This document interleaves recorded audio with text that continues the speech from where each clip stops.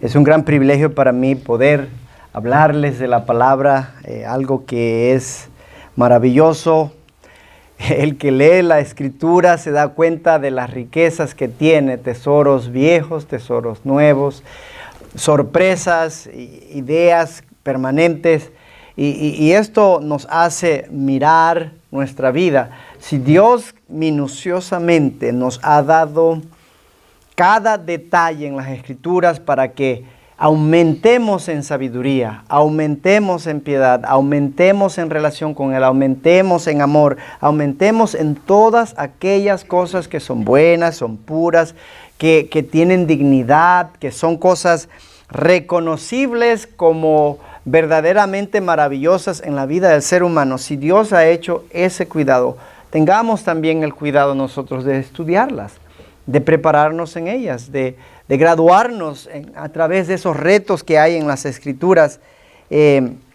Porque hasta el día de hoy, en mis, se puede decir, casi 36 años en el ministerio, o 32 años, disculpen, en el ministerio, no he encontrado un problema, una situación o quizás algo donde la palabra de Dios no tenga una respuesta. Siempre habrá una respuesta de parte de Dios para nosotros. Hemos estado estudiando una serie especial y le hemos llamado a esta serie el concepto o el caminar de la fe o el entender la fe. Y hemos hablado de un estudio que considero yo que debe ser cuidadoso, continuo y considerado acerca de la fe. Y en Hebreos 11:1 tenemos la definición de la fe. Y allí las Escrituras nos dice: es pues la fe la certeza de lo que se espera, la convicción de lo que no se ve. Y tenemos aquí que la fe es definida como algo que se apega a lo que cree y el objeto de lo que creemos es Dios.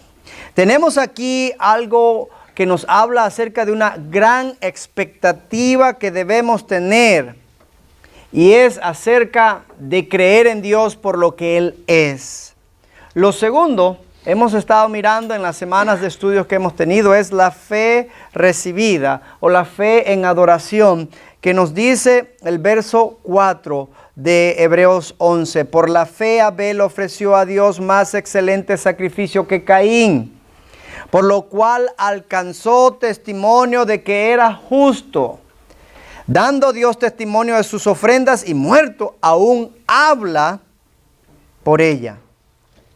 Es aquella fe que quiere estar bien con Dios. Es aquella fe que confronta el pecado y hace como Dios le manda, se arrepiente y puede entonces establecer una relación donde Dios es agradado o acepta el sacrificio nuestro o lo que le presentamos a Él. La siguiente hemos mirado acerca de la fe que agrada a Dios, esa fe, aquella fe que camina con Dios. Y nos dice la Escritura en el versículo 5, por la fe Enoc fue traspuesto para no ver muerte. Y no fue hallado porque lo traspuso Dios, y antes que fuese traspuesto, tuvo testimonio de haber agradado a Dios. Esta es una fe que actúa. Es una fe que camina con Dios, que tiene compañerismo con Dios. Es una fe que desarrolla una relación fecunda, que produce una amistad y que al final termina con Dios, Dios llevando a aquellos que por fe viven para Él. La última que miramos la semana pasada fue la fe de Noé y le hemos llamado la fe que obedece a Dios. Esta está en el verso 7 que dice: por la fe Noé, cuando fue advertido por Dios acerca de las cosas que aún no se veían, con temor preparó el arca en que su casa se salvase. Y por esa fe condenó al mundo y fue hecho heredero de la justicia que viene por la fe. Esta es la fe que pone a un lado el orgullo, que aparta el orgullo. Es la fe que resiste la influencia del mundo. Es la fe que salva al amar a Dios y amar a aquellos que están cerca de nosotros, amar al mundo también para querer salvarlo. ¿Por qué es tan importante la fe? Es la pregunta que debemos hacernos. ¿Por qué Dios ha puesto este medio que desde el principio es requerido hasta el día que el Señor venga para todos nosotros? Porque cuando estudiamos la fe, entendemos algo muy importante. La fe es vivir y actuar como si lo dicho fuera. Si lo que Dios dice es. Si lo que Dios ha dicho se convierte. En otras palabras, aun cuando yo no lo veo, aun cuando no se pueda manifestar, yo creo lo que Dios dice que es. Porque simplemente confío en Él, porque Dios así lo dice. Es esa fe que nos dice como Romanos 4:17. Dice aquí, como está escrito, te he puesto por padre de muchas gentes delante de Dios. Y esto hablando acerca de Abraham. Delante de Dios, dice, ¿a quién creyó? Y esto es acerca de lo que él creía. ¿Y en quién creía? El cual da vida a los muertos y llama las cosas que no son como si fuesen. Dios es el Dios que llama las cosas como si fuesen, aunque no se vean, aunque no existan en el momento. Y por eso cada uno de nosotros deposita esta confianza en el objeto de la fe. No son las bendiciones, no son los beneficios, no son mis peticiones, no son mis rogativas en las cuales yo pongo mis ojos, porque hoy día hay mucha gente que en eso pone los ojos. Dice, yo digo que esto va a ocurrir y va a ocurrir porque Dios lo tiene que hacer. No. Yo pongo mi fe en Dios y confío que Él hará. Porque todos los capítulos de la Biblia nos habla de un Dios que simplemente quiere que, siéntate ahí, cálmate, déjame actuar.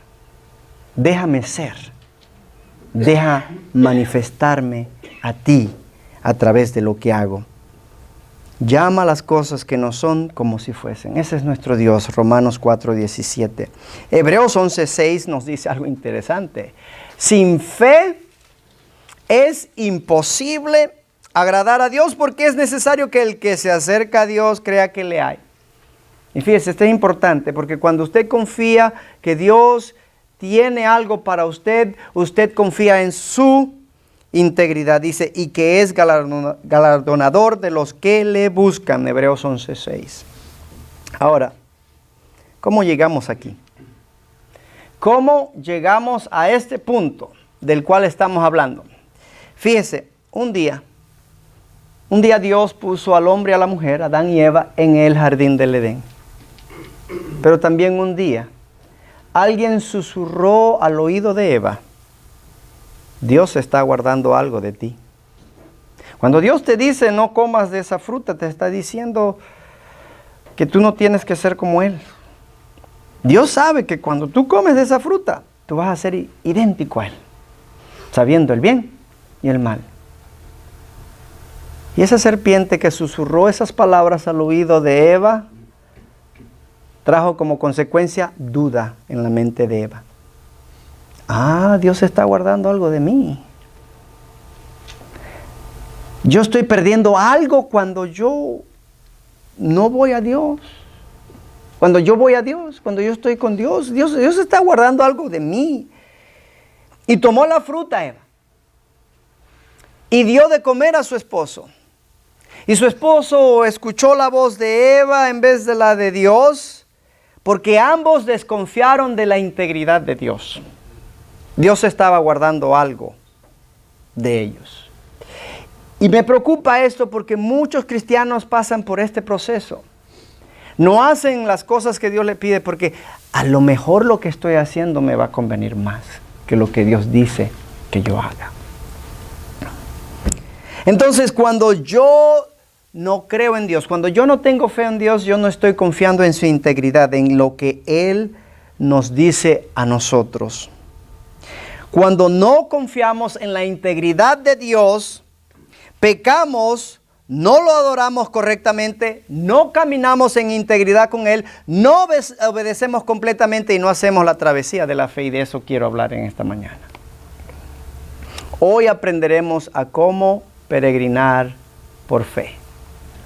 Y me gustaría que se fueran ustedes a Hebreos capítulo 11, 8 al 10, porque hoy vamos a hablar de Abraham, el padre de la fe.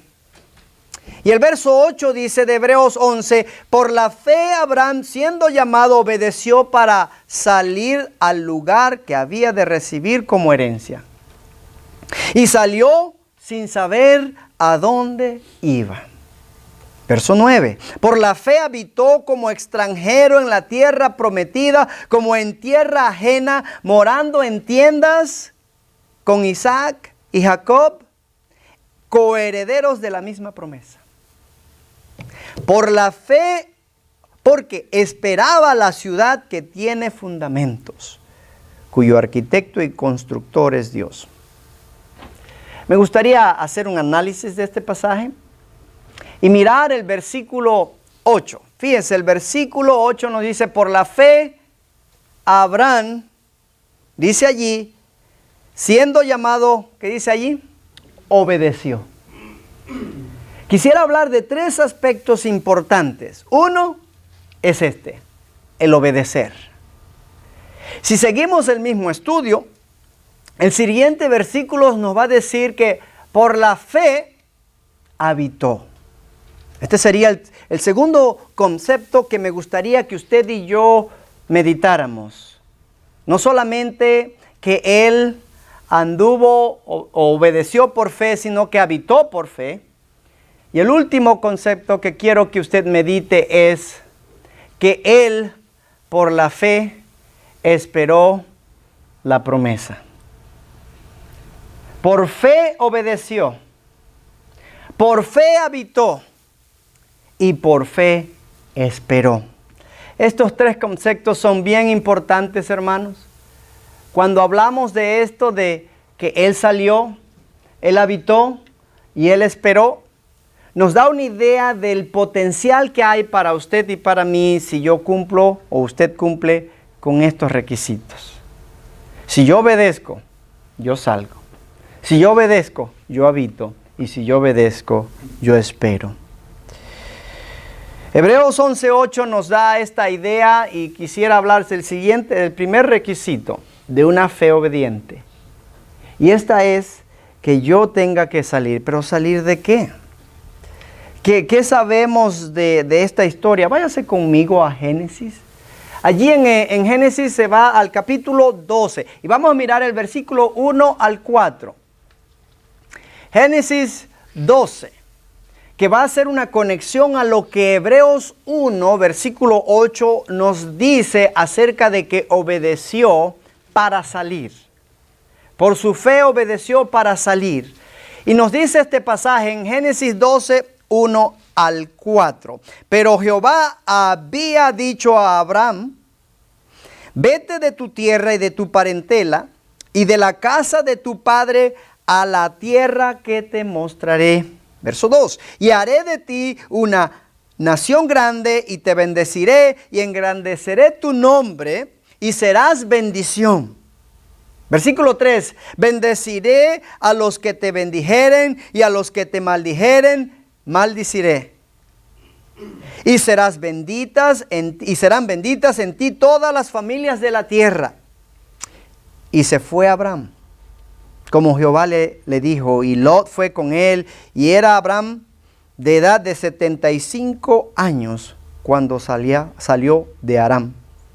Pero yo quisiera darles un poquito de contexto de esta historia, porque esta historia nos habla de Dios pidiéndole a Abraham que salga de su parentela, de su familia, del lugar donde él creció, nació y estuvo allí toda su vida. Su cultura estaba allí, sus tierras, sus herencias estaban allí, y él salió de ese lugar. Pues tendría que llevarlos a ustedes a Génesis 11, versículo 1 al 5. Dice la palabra de Dios: tenía entonces toda la tierra una sola lengua y unas mismas palabras. Y aconteció que cuando salieron de oriente hallaron una llanura en la tierra de Sinar y se establecieron allí y se dijeron unos a otros: vamos, hagamos ladrillo y cozámoslo con fuego. Y les sirvió el ladrillo en lugar de piedra y el asfalto en lugar de mezcla. Y dijeron: vamos, edifiquémonos una ciudad y una torre cuya cúspide llegue al cielo. Y hagámonos un nombre, por si fuéramos esparcidos sobre la faz de toda la tierra.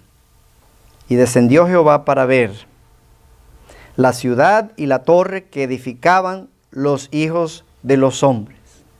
Aquí tenemos una generación que poco a poco empieza a olvidarse de Dios. Una generación que quita sus ojos de Dios para ponerlo en el hombre. Una generación que había alcanzado mucho éxito en la tecnología. Pero, ¿de qué se trata todo esto? A mí me gustaría que usted vea conmigo una persona. Abraham abandonó todo, pero Nimrod lo abrazó todo.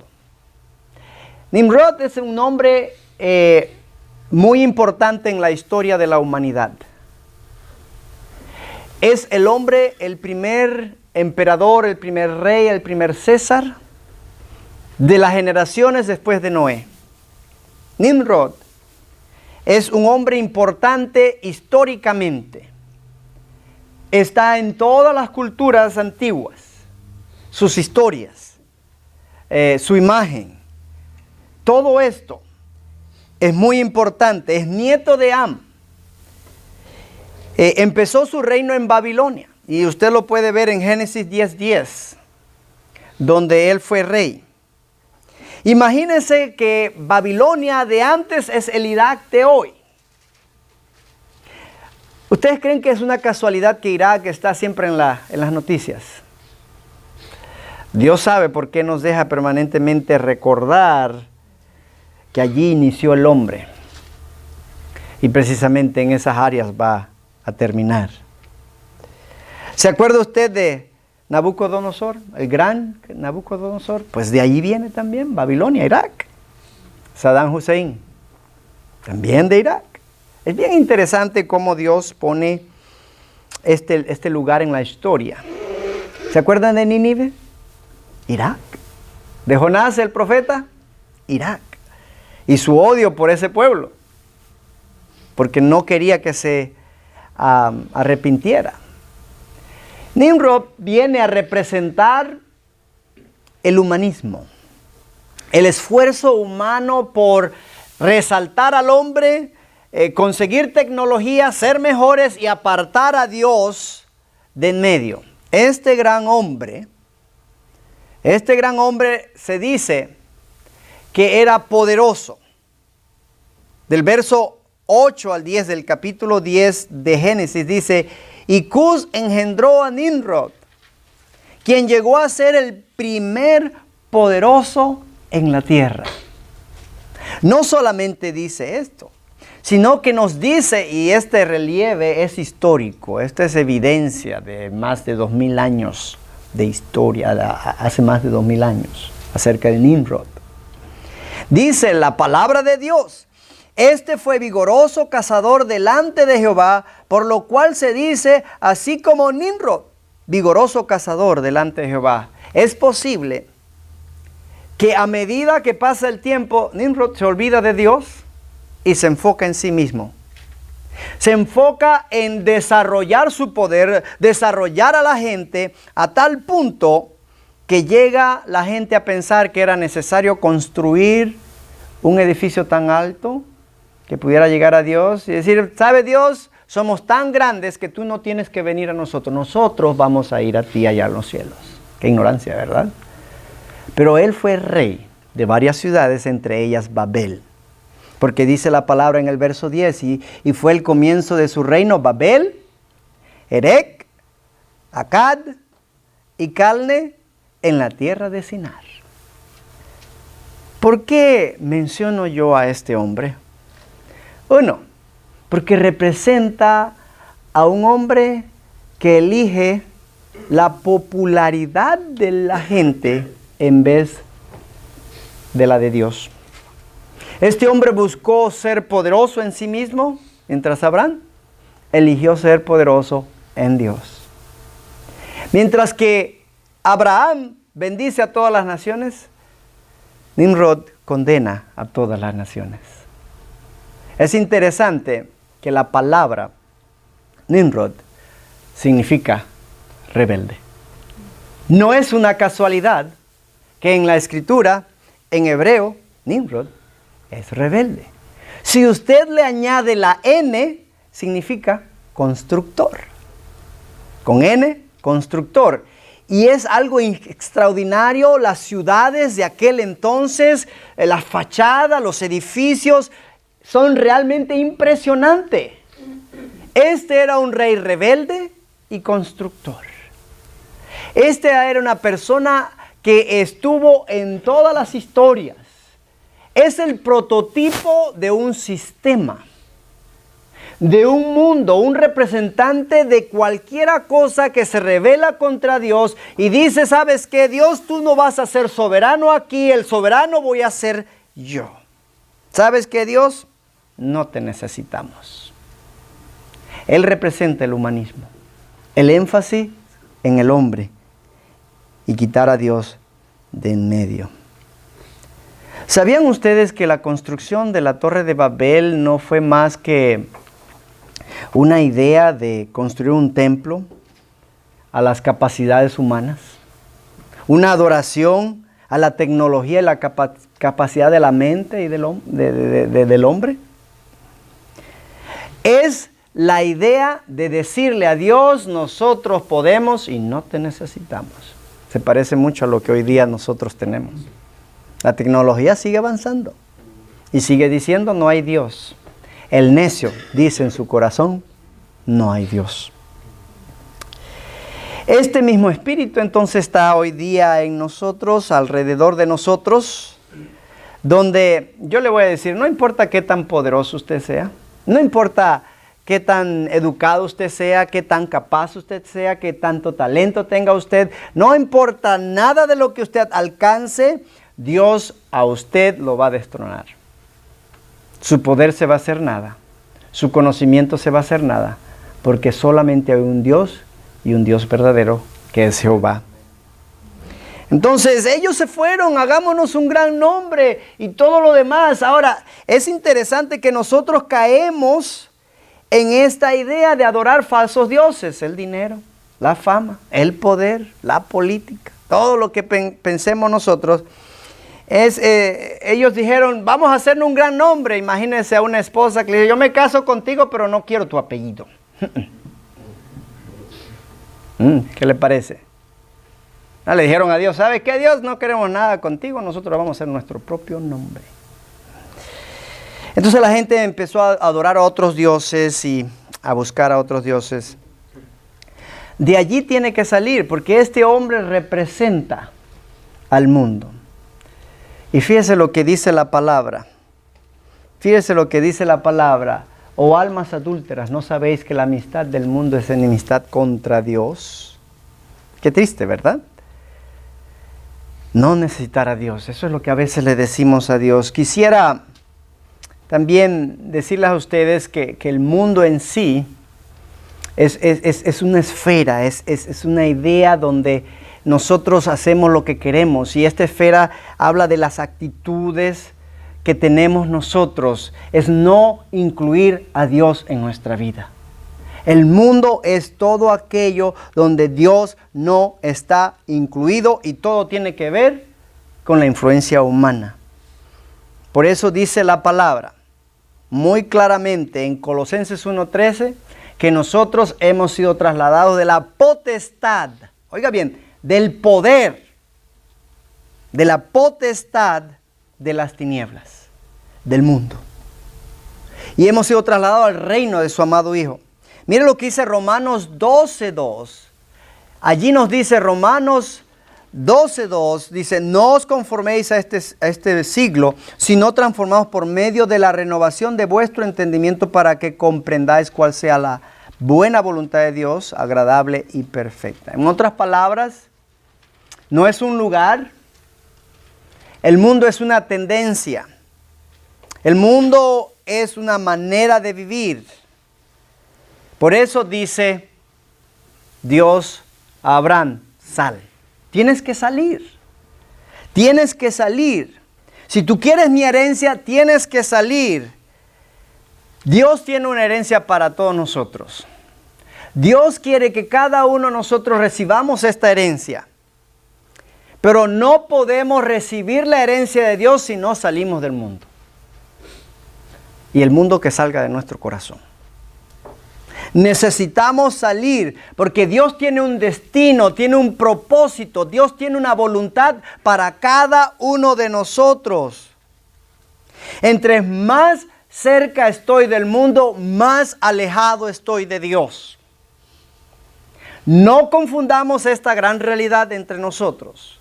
Entre más apasionado estoy yo por las cosas del mundo, menos apasionado estoy yo de Dios. Mi amor por Dios va a colapsar. Y esto es muy importante para cada uno de nosotros. ¿Cuál es el problema? El problema es Ur. Las tendencias y actividades de Ur, de reemplazar a Dios. Pero algo muy importante nos dice aquí es que él escuchó la voz de Dios. Miren, yo les quiero decir algo. Cuando yo estaba pequeño me encantaba jugar canicas. Iba yo y iba al medio, le pegaba. No era tan bueno, pero me encantaban las canicas. Hasta el día que me presentaron la pelota de fútbol. Y las canicas se quedaron en el pasado y jugué fútbol. La Biblia nos dice algo muy importante en 1 Corintios 13:11. Cuando yo era niño, hablaba como niño, pensaba como niño, juzgaba como niño, mas cuando ya fui hombre dejé lo que era de niño o de niños. ¿Qué quiere decir esto? Dejemos la inmadurez, dejemos la necedad, dejemos la ignorancia, dejemos la incompetencia para ser un hombre entregado a Dios.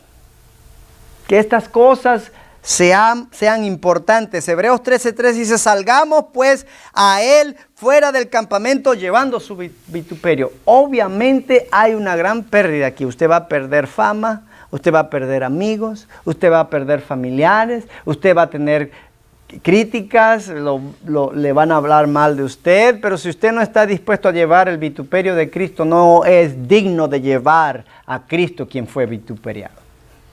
Si usted no tiene amor suficiente como para abandonar lo necesario para alcanzar a Cristo, usted no se merece a Cristo. No puede, porque el que se avergonzare de mí, yo me avergonzaré de él. Entonces lleve el vituperio de Cristo. Ahora, algo muy importante es la segunda parte, es el tener una vida de fe requiere que yo habite. Yo salgo del lugar de Ur de los Caldeos como salió Abraham, del mundo, y ahora entro a habitar en una manera diferente. Dice aquí la palabra de Dios. Por la fe habitó como extranjero en la tierra prometida, como en tierra ajena, morando en tiendas con Isaac y Jacob, coheredero de la misma. Dios le prometió una tierra, pero vivía como extranjero. ¿Cómo puede ser eso? Interesante. Yo quiero decirles algo. La idea de venir a este lugar, la tierra prometida de muchos de nosotros los inmigrantes. Tengo que admitir, cuando vine a Estados Unidos me encantó la idea. Mejor educación, mejor futuro para mí, mejores trabajos, condiciones económicas. Venimos con esa idea aquí. Pero al principio no tenemos los derechos. Estamos cerca de la promesa, pero no estamos teniendo toda la promesa. ¿Por qué? Porque todavía seguimos siendo extranjeros. Muchos indocumentados, sin los papeles necesarios. Tenemos la promesa, pero no toda la promesa. Parte de la promesa. Fíjese, Abraham salió y llegó a la tierra prometida, pero no era dueño de la tierra prometida. Dice ahí, vivía como extranjeros, en tiendas. Se mudaba de lugar en lugar. Como a las personas actualmente, en cualquier momento algo puede suceder, son deportados. Él no tenía nada seguro allí, aunque gozaba de los privilegios de estar allí. Su heredad no era completa. Y por eso él miraba y esperaba algo más allá. Como nosotros. Esta no es nuestra tierra en realidad. Cuando llegue un punto, algunos de nosotros ansiamos, ¿por qué? Volver atrás. No todos, algunos de nosotros. Cuando nos jubilamos, decimos, vamos a ir a un lugar y vamos a descansar allá. Y generalmente es aquella tierra donde nos vio nacer. Ahora, fíjese la tercera. Requiere una espera. Dice el versículo 10, por la fe o porque esperaba la ciudad que tenía fundamentos, cuyo arquitecto y constructor es Dios. Aprendamos de la disciplina. Abraham tuvo que esperar. ¿A quién le gusta esperar? A mí no me gusta esperar. Estaba yo en un vuelo y ya íbamos a llegar a Dallas. Eran como las 11 de la noche. Ya yo sabía que para las 12 o 12 y media iba a poder salir de ese lugar. Manejar 2 horas, llegar a Mount Pleasant a las 3 de la mañana. Y nos dice, debido a la tormenta vamos a tener que esperar un rato más hasta que esté en disposición el avión para aterrizar. Y digo, ¡ay! Bueno, dimos vuelta. Finalmente dice el piloto, bueno, nos han dado permiso para aterrizar. Y aterrizamos. Damas y caballeros, les tenemos que anunciar que vamos a tener que esperar porque en la puerta de salida hay un avión y nosotros tenemos que esperar que hasta que el avión sea removido. Digo, ¡ah! Todavía más. Porque uno tiene que aprender a esperar. Yo estaba en Dallas, pero allá arriba en el aire. Yo llegué a Dallas, pero estaba dentro de la pista de aterrizaje, no podía salir, todavía estaba, ¿verdad?, encerrado. Entonces, muchos de nosotros tenemos que esperar de esta manera. Dios nos ha dado la herencia, pero tenemos parte de la herencia. Pero algo muy importante, yo necesito tener mis pies en la tierra, pero mi mente en el cielo. Esto es algo muy importante, porque nos lleva a tener más y más comunión con Dios, nos lleva a tener más y más relación con Dios, nos lleva a acercarnos y depender más de Dios, a apartarnos de nosotros para no tener vida egocéntrica, sino vida cristocéntricas. Pero, ¿qué otro objetivo tiene la espera? Es preparación, hermanos. La fe necesita ser preparada. Me acuerdo de mi vida, y yo recuerdo, hermanos, cuando yo estuve un tiempo soltero, mucho tiempo soltero diría mejor, y yo me desesperé. Yo estaba esperando. Y yo veía a mis compañeros que tenían esposa y tenían familia, y yo, nada. Y me desesperé. Me desesperé. Y decía yo, Dios, ¿dónde está mi esposa? ¿Dónde está mi familia? ¿Dónde están mis hijos? ¿Por qué me tratas así? Y me enojé con Dios. Y le decía a veces, ni una escoba, aunque sea, ¿verdad? Nada. Nada, no había futuro. ¿Dónde está mi herencia? Me desesperé. Una cosa aprendí acerca de la herencia. Y es muy importante, diría yo 2 mejor. Primero, que Dios está siempre preparando mi herencia. Esa es la primera. Y por eso soy yo. Segunda, es que Dios me está a mí preparando para la herencia. Pero aquí estoy yo. Hasta que yo diga, lo que tú digas, Dios, estaré preparado. ¿Y saben qué? Después de enojarme, le pedí perdón, le lloré, me arrepentí y de ahora en adelante dije entonces, de ahora en adelante que se haga tu voluntad y no la mía. En ese momento, hermanos, Dios me preparó. Y no pasó un año y me casé. Muchas cosas para nosotros se trata de control. Queremos controlar las cosas. Dios nos dice, te voy a llevar en una travesía, tienes que ir con un viaje. A ver, Ana, dame el itinerario, dime a dónde vamos a parar, qué va a suceder. Dice, así es la cosa, pues, quédate allá. Dios dice, vamos en una travesía. ¿Y qué hizo Abraham? Obedeció, sin saber a dónde él iba. Porque el problema nuestro es control. Queremos tener control sobre las cosas. Deuteronomio 29 dice algo bien bonito. Dice, las cosas secretas pertenecen a Jehová, nuestro Dios. Mas las reveladas son para nosotros y para nuestros hijos para siempre. Para que, ¿qué? Cumplamos todas las palabras de esta ley. ¿Qué le quiero decir con esto? Dios lo está desarrollando a usted para poder tener una fe que puede confiar en Él como el arquitecto y constructor por excelencia, porque Cristo es en quien debemos poner los ojos. Abraham tenía 75 años, hermanos, 75 años, y no vio su promesa hasta tener los 100 años casi. 25 años después, Dios puso a Abraham en el cuarto de espera. ¿Cuánto nos gusta el cuarto de espera? Nos llevan al hospital, después nos ponen a esperar, esperamos al doctor. A nadie le gusta. Pero Dios tiene que poner a alguno de nosotros en un cuarto de espera hasta que usted acepte la voluntad de Dios. Pero mientras estás como yo.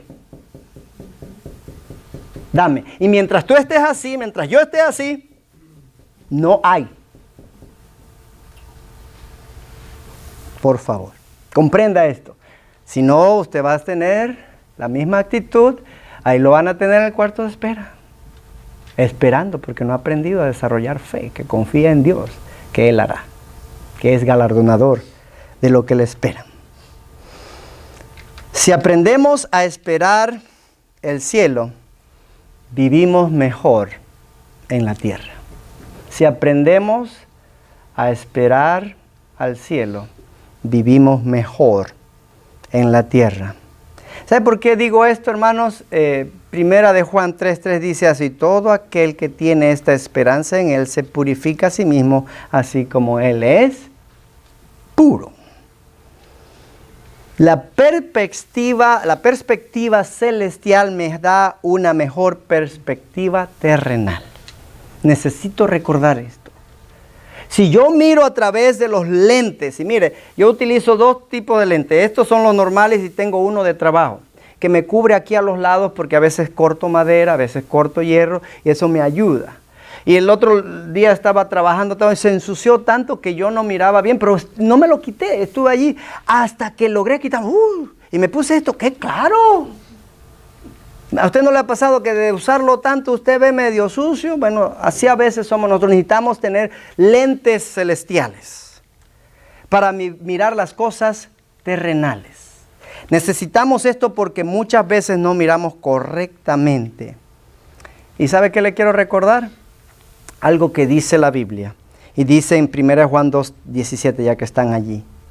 El mundo pasa y sus deseos, pero el que hace la voluntad de Dios permanece para siempre. Todo pasará.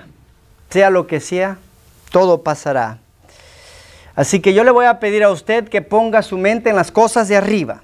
Dice Colosenses 3:1-2, si pues habéis resucitado con Cristo, buscad las cosas de arriba, donde está Cristo. Y esto se lo pido de todo corazón, porque muchas veces nosotros somos tan desesperados que queremos las cosas ahora mismo. Ponga los ojos en Cristo. Dice, puesto los ojos en Jesús, ¿qué dice ahí? Autor y consumador de la fe, el cual por el gozo puesto delante de él sufrió la cruz. Sufrió la cruz, menospreciando el oprobio, y se sentó a la diestra del trono de Dios. Haga como Abraham, confíe en Dios. Haga como Abraham, ponga sus ojos en Dios, no falle. Sí, el mundo tiene muchas cosas. Esto sucedió hace más de 3000 años. Todas estas estructuras son viejísimas. Sí, el hombre puede. Todo esto puede. Pero más puede Dios. Más puede Dios. Si hay algo que lo impresiona a usted del mundo a tal punto de negarse para Dios, usted está mirando mal. Necesita cambiar sus lentes.